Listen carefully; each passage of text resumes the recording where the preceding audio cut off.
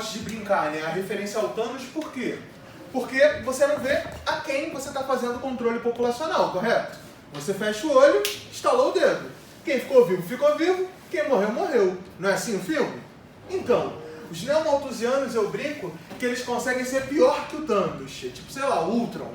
Por quê? Eles conseguem direcionar essa teoria à população subdesenvolvida. Então, o problema não é você ter filho. O problema é você ter filhos pobres. Então, eles direcionam esse discurso a uma parcela da população. Além disso, eles vão propor umas táticas e teorias de controle da natalidade conhecidas como planejamento familiar. O que significa isso? Gente, é bem simples, tá? A gente está falando de controle de natalidade de gente pobre. Então, para eles, a ideia é simples. Quer acabar com a pobreza? Mata todos os pobres. Ou, melhor, não deixa os pobres se reproduzirem. Se nenhum pobre tiver filho, daqui a 100 anos, eu imagino que o número de pobres vai diminuir muito. Então é um raciocínio meio zoado, né? Mas esse era o raciocínio dos neomalthusianos. Eles conseguiram pegar uma teoria bem bosta e tornar ela ainda pior. Porque ela direciona essa teoria a um público, não é mesmo? Além disso, os neomalthusianos, pessoal, eles acreditam que uma população grande vai gerar aumento de desemprego e também um problema para os recursos naturais, ok? Hoje a gente já sabe que isso não faz tanto sentido, né? Afinal, a China conseguiu se desenvolver como se desenvolveu porque tem a maior população do mundo, porque tem a mão de obra mais barata do mundo. Se hoje a China tem a economia que mais cresce no mundo, estatisticamente falando, isso acontece porque mão de obra barata. Então, essa teoria neomalthusiana, ela tem vários erros, tá, pessoal? Mas o principal desses erros é, de fato, o preconceito, o direcionamento desse controle para as pessoas pobres. E é nesse contexto que surge a teoria reformista. A teoria reformista, pessoal, é uma resposta à teoria neomalthusiana. É uma resposta às teorias anteriores. Então é como se fosse uma espécie de superação das teorias que a gente já viu até aqui. O que significa isso, gente? Os reformistas, eles também têm falhas. Eles também têm problemas dentro de sua teoria. Mas eles afirmam que uma população grande, numerosa, jovem, com alta taxa de natalidade, não é a causa da pobreza. Você ter um filho pobre não é o que gera pobreza, e sim a sua condição de vida. O pobre, ele não é a causa da pobreza, e sim a consequência. Se você acabar com a desigualdade, você acaba com a pobreza. Então, eles vão fazer uma crítica muito eficaz nesse sentido. Pô, é muito fácil você falar que, o pobre teve um filho, então agora são 2 pobres. Então, se você impedir o pobre de ter filho, o número de pobres não aumenta. Isso não resolve o problema.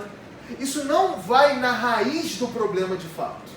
Então, o pobre, ele não é a causa da pobreza. O pobre não chega, na moral, hoje eu acordei com maior vontade de ficar, sem um dinheiro no bolso. Por que eu vou ter dinheiro hoje, né? Vou tirar um dia hoje pra passar fome, né? É fitness, emagreço. Isso é óbvio que não é real. Então o pobre, ele não causa a pobreza. Ele é a consequência. Por que nos países ricos não tem problema de população? Por que nos países ricos esse tipo de questão não faz sentido? Porque conforme você dá qualidade de vida para o seu povo, o crescimento populacional se equilibra. Então eles afirmam que você dar condição ao pobre, se você der qualidade de vida ao pobre, aí sim você pode começar a cobrar uma natalidade controlada. Agora, enquanto a pessoa passa fome, você vai querer desenrolar se ele vai ter filho ou não? Isso é um absurdo. Então os reformistas, eles fazem uma crítica muito direcionada à teoria neomalthusiana, ok?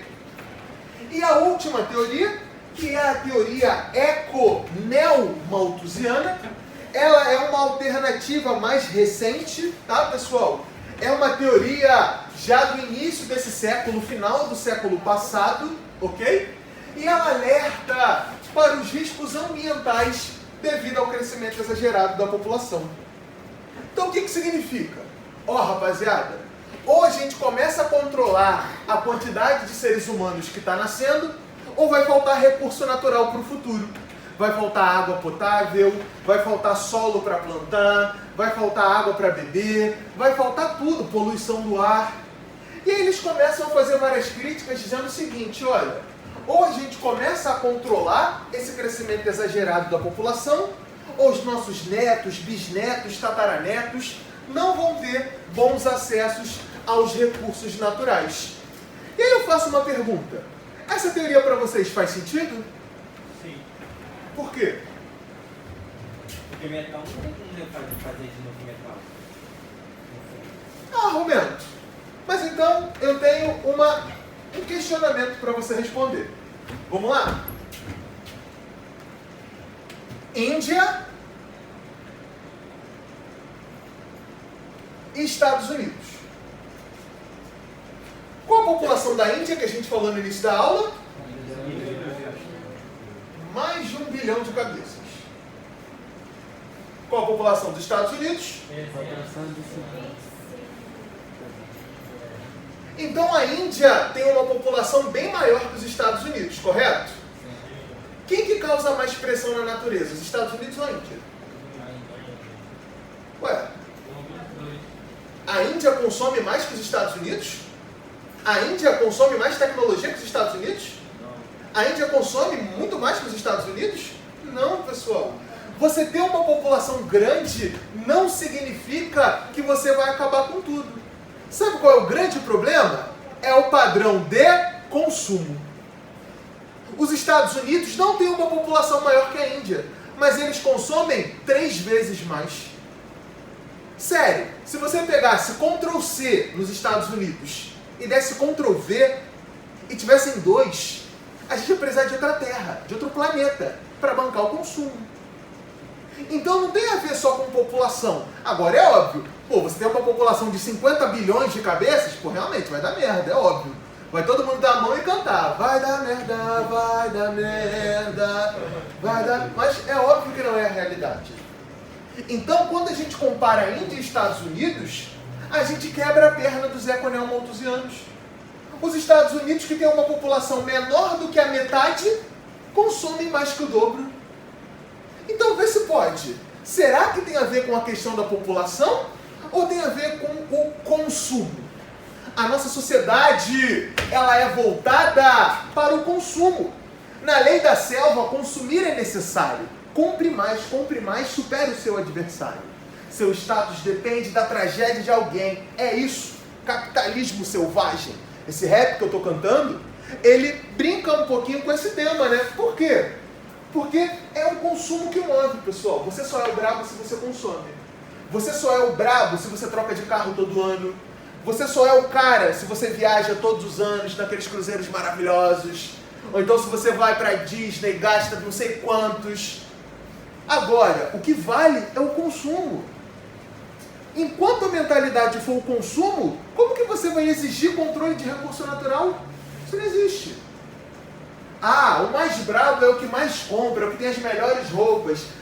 Poxa, eu já usei essa roupa uma vez, por que eu vou usar de novo? Isso pra gente pode parecer uma loucura pela nossa realidade. Eu não imagino que ninguém que viva na Baixada Fluminense pense muito dessa forma, tirando pequenos grupos das elites que ainda moram nesses territórios. Mas se você for em áreas da Zona Sul, cara, o metro quadrado no Leblon é mais de 25 mil. Mais de 25 mil. 25 mil você compra bastante coisa. E 1 metro quadrado, cara. 1 metro quadrado, é um pouco mais que esse quadradinho aqui. Então, assim, como você quer exigir alguma coisa de recurso natural, enquanto a lógica da humanidade é quem consome é brabo, quem não consome é otário? Não dá. Então, ou a gente muda a mentalidade da sociedade, para aí sim falar das próximas gerações, ou então, amigo, isso daqui é discurso contra pobre. Porque enquanto o rico pode comprar o que quiser, jogar o que quiser fora, fazer o que quiser, e a gente vai ter que se controlar por causa disso? Para que eles tenham acesso ao consumo? Porque essa é a realidade, rapaziada. Tudo que a gente consome aqui é periférico. O seu celular novo, ele já saiu na Europa, na Ásia e nos Estados Unidos meses atrás. O seu computador balado, ele já saiu lá meses antes. Até o Play 5. Mesmo que você tenha hoje 5 mil para dar no Play 5, quem você acha que vai começar a jogar primeiro? A população brasileira ou a população do Japão, dos Estados Unidos e da Inglaterra? É óbvio. As relações são dadas. Os fatos estão aqui. Então, ou a gente repensa a sociedade de consumo, ou então isso daqui é blá blá blá para gringo ver. Ok? Então, população tem impacto? Tem. Isso é fato. Uma população grande consome. Agora, não adianta nada você ter uma população pequena que consome o triplo, que consome 6 vezes mais, que consome 10 vezes mais. Então, ou a gente começa a pensar no padrão de consumo, ou a gente começa a pensar em uma nova sociedade, ou então, realmente, de fato, não faz sentido a teoria eco-neo-malthusiana. Ok? E agora, para encerrar nossa aula de hoje, faltam 27 minutos de aula, a gente vai falar então sobre as pirâmides etárias, tá, pessoal? Nas pirâmides etárias, gente, são os gráficos que eu mostrei para vocês, estão aí nos grupos de WhatsApp, estão aí agora também no livro que eu passei para vocês darem uma olhada, tá? A gente está falando, pessoal, de um gráfico que apresenta a população de um país em relação às faixas etárias e gêneros, ok? Então eu vou fazer aqui um desenho para tentar resumir isso. Esse desenho não deve ficar muito bom, tá? Mas tá tranquilo. Pelo menos vai ajudar vocês a entenderem a ideia das pirâmides etárias, ok?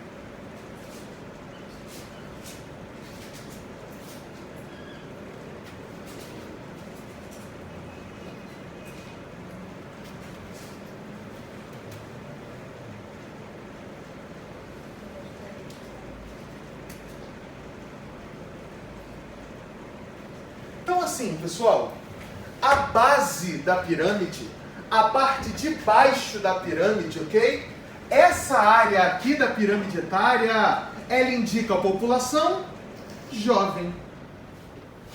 Então, quanto mais larga a base da pirâmide, quanto mais larga, maior a parte de baixo da pirâmide, maior a taxa de natalidade. Por quê? Porque se a base indica os jovens e ela é larga, significa que nasce muita gente, ok? Então, a base da pirâmide indica a população jovem. Essa população jovem, que no bônus demográfico é chamada de inativa. Então, aqui temos a população jovem, também conhecida como inativos.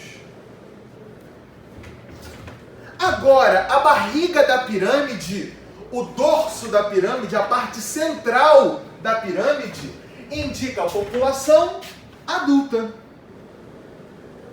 Então, a população adulta, pessoal, que no bônus demográfico é chamada de população economicamente ativa.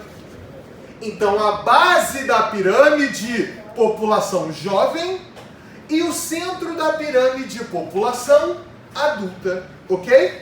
E o topo da pirâmide indica a população idosa, que também é chamada de economicamente inativa. Ok? Então, essa é a nossa pirâmide etária, beleza? Base, jovens, corpo, adultos, topo, idosos, ok? Ao todo, pessoal, existem 4 tipos de pirâmides etárias. A pirâmide jovem, a pirâmide adulta, a pirâmide envelhecida e a pirâmide rejuvenescida. Eu mandei a imagem de todas para vocês, mas nós vamos discuti-las, tá? Por quê? Porque isso vai cair pra caramba, principalmente a pirâmide etária do Brasil, ok? Mas calma, vamos lá? Essa pirâmide aqui, ó, ela é jovem, adulta ou envelhecida? Por quê? Exato, porque a base é a mais larga. Perfeito raciocínio. Se a base é larga, ela é bem mais larga que o resto da pirâmide. Então essa é uma pirâmide jovem. A pirâmide de Moçambique, por exemplo, ela é semelhante. Base larga, indicando uma alta taxa de natalidade. E um topo, ó, pequenininho. Então veja, nasce isso tudo. Mas olha só quantos que chegam à idade idosa. Poucos. Então isso daqui mostra o quê? Uma baixa expectativa de vida.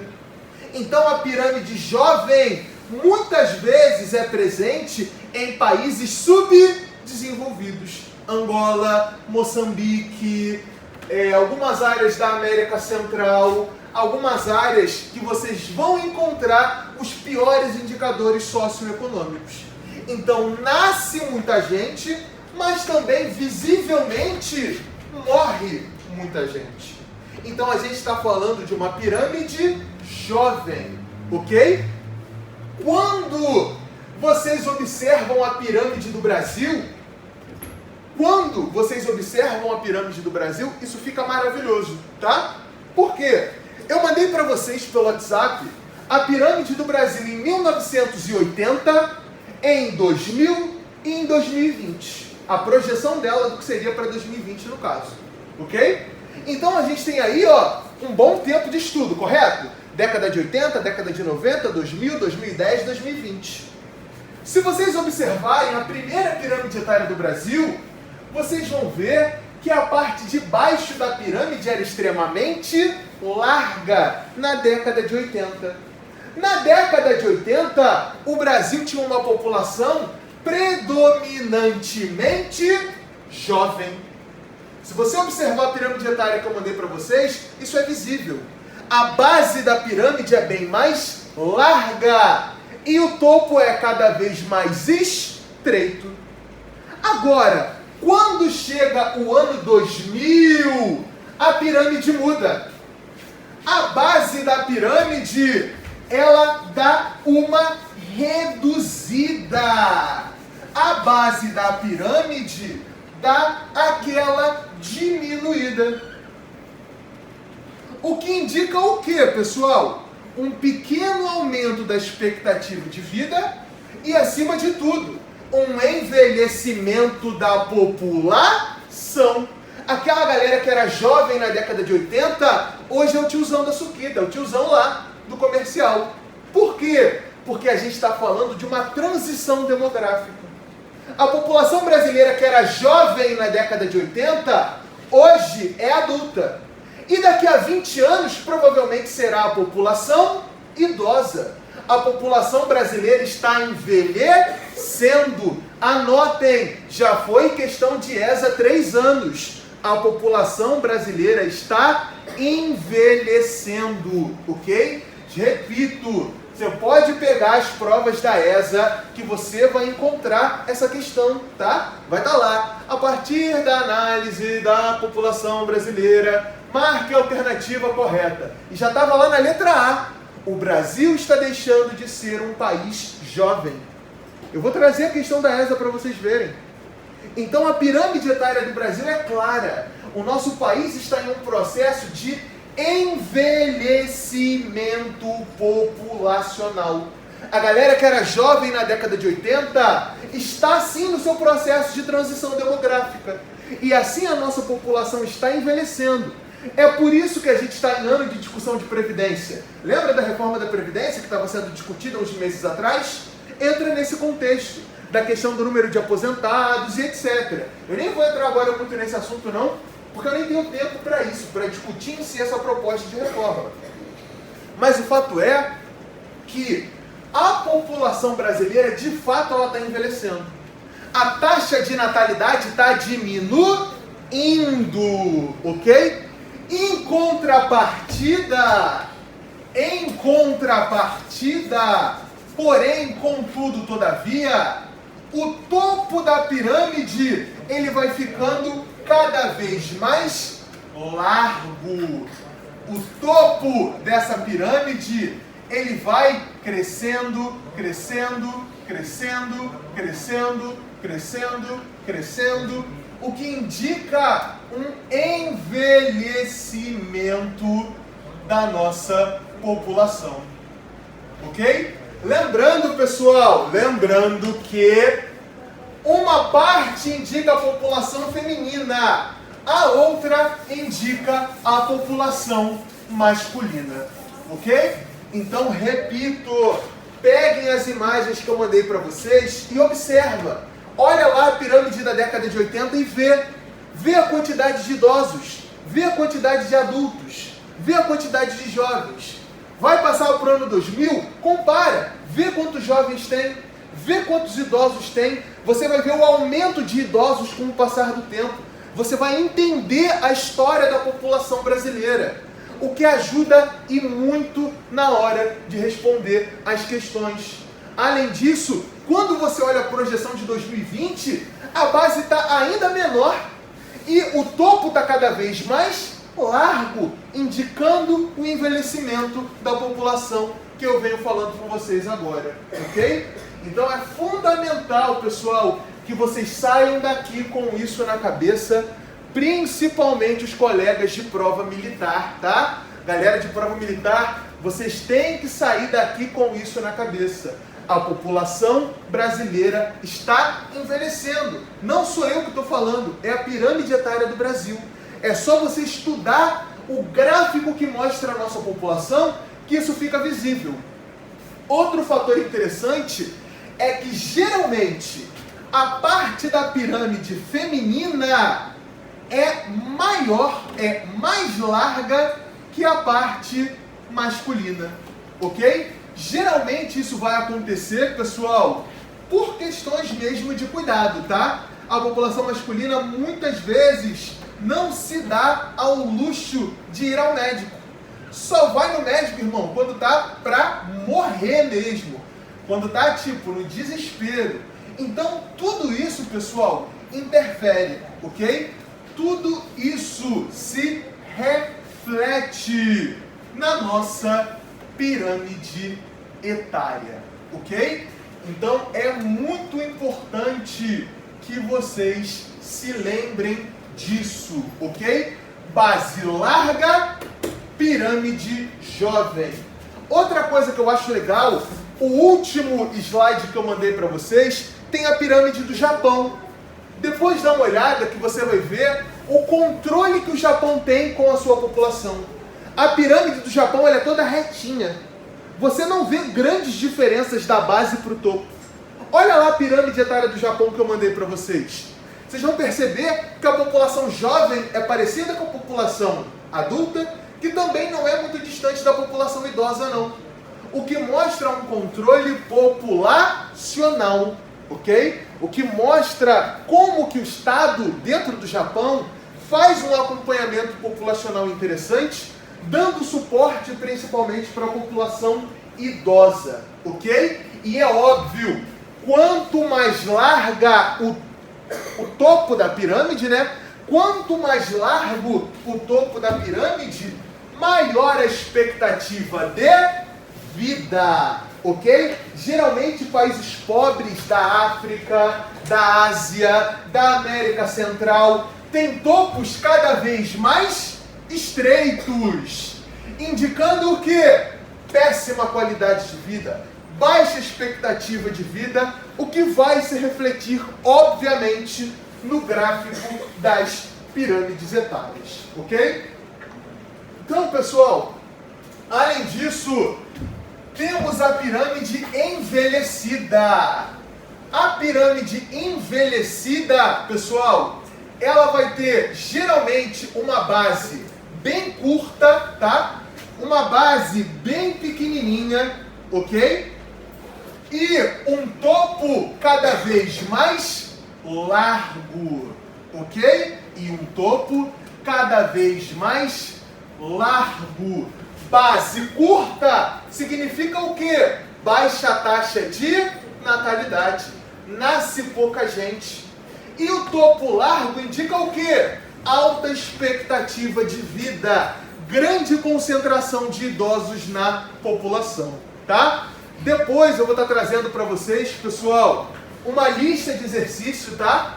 E nessa lista a gente vai conseguir exercitar um pouquinho mais esse conteúdo. A gente vai estudar como que funciona a questão populacional, não só no Brasil, tá? Mas também no mundo todo, comparando expectativas de vida, comparando mortalidade infantil.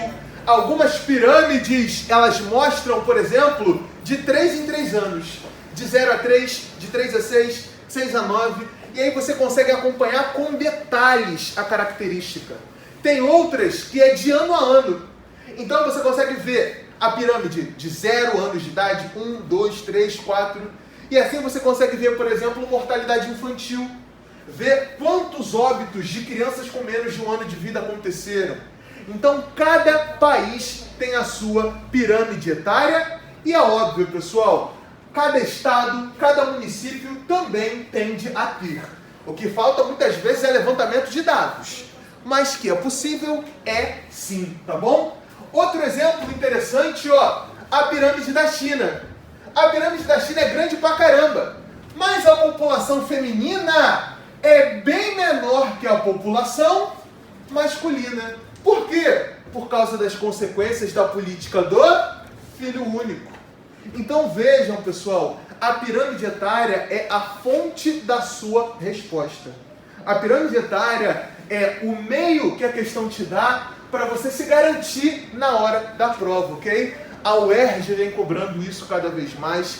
As provas militares, às vezes, nem dão a pirâmide, mas pedem o conteúdo que você tem de tirar dela. Então vai falar de envelhecimento da população brasileira e nem a pirâmide dá. Então uma pessoa que não estudou esse gráfico, acho quase impossível a pessoa achar que a população brasileira está envelhecendo. Então é fundamental que vocês peguem esses gráficos, que vocês observem essas pirâmides, ok? Porque na hora do exercício, pessoal, vocês vão ver como que às vezes a gente se complica, tá? Sempre lembrando, um lado população masculina, um lado população feminina, base população jovem, corpo população adulta, topo população idosa. Base larga, país que tem alta taxa de natalidade. País, então, geralmente subdesenvolvido. E quanto mais largo for o topo, maior tende a ser a expectativa de vida, ou seja, maior tende a ser a qualidade de vida que a sua população possui. Beleza, pessoal? Alguém não entendeu alguma coisa? Vocês estão seguros, pessoal? Tá tranquilo? Deixa eu perguntar, quais provas que vocês pensam em fazer, rapaziada? O que motiva vocês a estar aqui a essa hora da tarde? Só para não ficar em casa de bobeira, jogando CS? O que motiva vocês? Qual a prova de vocês? UERJ, SPSEC, IESA, EPCAR, ENEM. Então, pessoal, como vocês podem ver, existem vários objetivos diferentes, ok? A lista de exercícios que eu vou trazer para vocês daqui a algumas aulas, ela já está pronta, tá? São 35 questões, ok? Algumas de ESA, algumas de ENEM, algumas de UERJ, algumas de SPSEC, algumas de Pedro II, de Cefet. E a ideia é qual? É vocês começarem a se acostumar com o perfil de prova, tá? Vocês vão ver, por exemplo, que a ESA é uma prova tiro curto, que não tem muito desenrolo.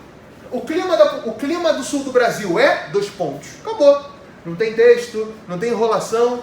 Ah, o clima do sudeste brasileiro é 2 pontos.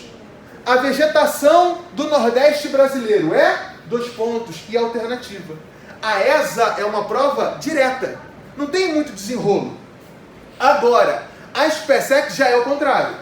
A SPSEC muitas vezes te dá 5 afirmativas para você ver quais são falsas e quais são verdadeiras. Primeira afirmativa, o Brasil está deixando de ser jovem. Segunda, os idosos do Brasil dominam a população. Terceira, a pirâmide etária do Brasil é toda reta. Então a SPSEC, ela vai te dar muitas frases, geralmente, tá? Pelo menos na parte de geografia. E aí você vai ver qual que está certa, qual que está errada, qual que é coerente, qual que não é, para marcar a alternativa. Então vejam, 2 provas militares que abordam o mesmo tema de uma maneira totalmente diferente. Agora o vestibular, por exemplo, a UERJ, adora gráfico, adora imagem. A prova da UERJ é uma das que mais tem imagem de todas. Então nela sim vai ter a imagem da pirâmide etária, vai ter mapa, vai ter música, vai ter texto. A UERJ é uma prova das mais apuradas nesse sentido. Então você sempre tem muito conteúdo, muita imagem, muita informação, leitura de gráfico, leitura de pirâmide etária, ok? E o Enem já é o contrário. O Enem é aquela prova que te vence no cansaço. São 180 questões, de um monte de matéria junta. Quando você está na questão 60, você já quer esfaquear o fiscal, porque você já está cheio de ódio, já está cansado. Então o Enem é uma prova que te vence no vigor físico. Por isso que é interessante, pode falar. É 180 ou 90 questões? É 90. 90 num dia, 90 no outro. Ah, dois. Isso aí, são 2 dias de prova, são 2 domingos.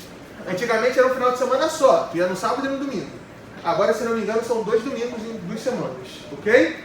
Então o Enem é uma prova que te cansa. Você quer fazer a redação, você termina, você vai olhar o tempo, você já bate aquele suadouro de acabar o tempo da prova. O Enem é uma prova que te vence muito mais no cansaço físico, mental, psicológico. Convenhamos, já fiz a prova. Cara, quando você chegar na questão 76, você já pensa, cara, qual a chance de eu não ler o texto, escolher uma questão aleatoriamente e acertar? Quando vai passando o tempo, o cansaço físico no Enem massacra. Então vocês têm que se acostumar ao perfil de prova. Qual é o perfil de prova da ESA? Questão direta. Qual o perfil de questão do SPSEX? Questões longas. Qual o perfil de questões da UERJ? Questões interpretativas. Qual o perfil da prova do Enem? Questões cansativas. Texto 1, texto 2, texto 3, texto 5. Leia o texto 1 para responder a questão 1, 2 e 3. Leia o texto 2 para responder a questão 4. Leia o texto 3 para responder a questão 5. Então vocês têm que se acostumar com esse perfil de prova. Ver muito assunto na aula de hoje. A gente conseguiu trabalhar os principais conceitos populacionais, vimos as principais teorias demográficas e também ainda conseguimos estudar as pirâmides etárias não só do Brasil, mas também de outras partes do mundo, ok?